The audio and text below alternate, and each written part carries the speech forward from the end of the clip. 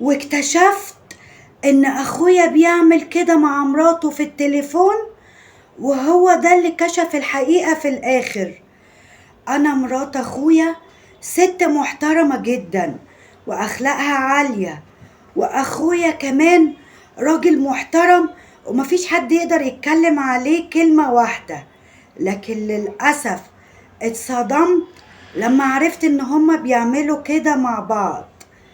القصة لما كانت مرات اخويا عايشة معانا لوحدها في العمارة، واخويا طبعا مسافر برا بيشتغل وبيجري على لقمة عيشه علشان يوفر حياة كريمة وفلوس الحياة العامة لعياله ولمراته، وفعلا ما كانش حارمها من اي حاجة خالص.